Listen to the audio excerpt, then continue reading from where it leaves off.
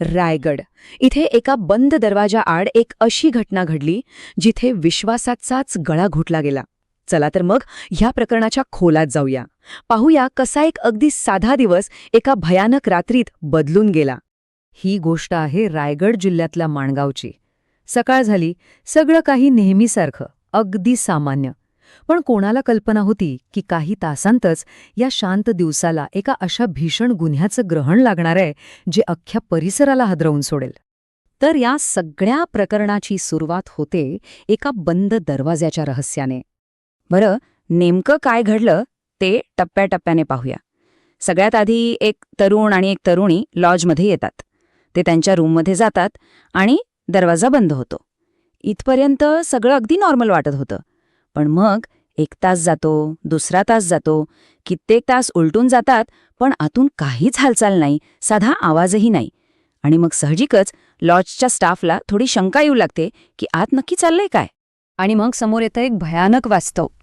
आता सगळ्यांच्या मनात एकच प्रश्न, त्या बंद दरवाजाआड असं काय घडलं? आणि ह्या प्रश्नाचं जे उत्तर मिळणार होतं ते अक्षरशः हादरून टाकणार होतं.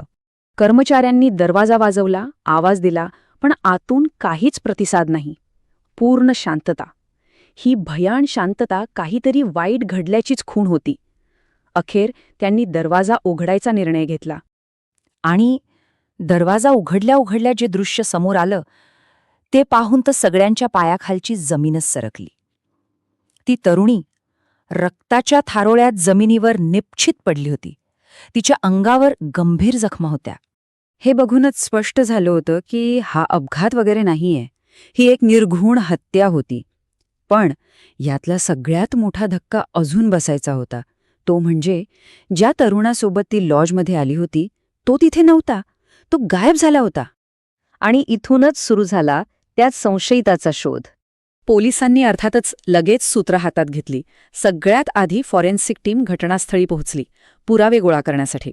मग लॉजचं सीसीटीव्ही फुटेज, रजिस्टर सगळं काही तपासलं जाऊ लागलं.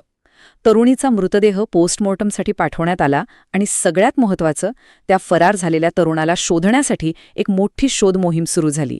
बरं, पोलिसांना सुरुवातीला काय वाटलं? त्यांचा प्राथमिक अंदाज असा होता की हे प्रकरण प्रेमसंबंधातून झालेल्या वादाचं असू शकतं. म्हणजे काहीतरी वाद झाला असेल आणि रागाच्या भरात हे जीव घेणं पाऊल उचललं गेलं असावं. पण या केसमध्ये प्रश्नांचं एक मोठं जाळं विणलं गेलं होतं. म्हणजे बघा, अनेक प्रश्न होते ज्यांची उत्तरं मिळणं बाकी होतं. जसं की त्या बंद खोलीत नेमकं काय झालं? हा हल्ला विचारपूर्वक केला होता की अचानक रागाच्या भरात झाला? आणि सगळ्यात मोठा प्रश्न, तो संशयित, तो मुलगा गेला कुठे? या सगळ्या प्रश्नांची उत्तरं शोधण्याचं काम पोलिसांसमोर होतं. ही घटना आपल्याला एक खूप मोठा आणि खरं तर धडकी भरवणारा धडा शिकून जाते. हे प्रकरण नात्यांमधली एक काळी बाजू दाखवतं. बघा, एका बाजूला असतो विश्वास, प्रेम, ओळख, पण दुसऱ्या बाजूला असतो धोका आणि कधीकधी तर जीवघेणा हल्ला. हेच तर या घटनेनं दाखवून दिलंय की कधीकधी सगळ्यात मोठा धोका अनोळखी नाही तर आपल्याच ओळखीच्या माणसांकडून असतो. मग यातून आपण काय बोध घ्यायचा? संदेश अगदी सरळ आणि स्पष्ट आहे. सगळ्यात पहिलं, कोणावरही डोळे झाकून विश्वास ठेवू नका. दुसरं, स्वतःची सुरक्षितता सगळ्यात महत्त्वाची आहे, तिलाच प्राधान्य द्या.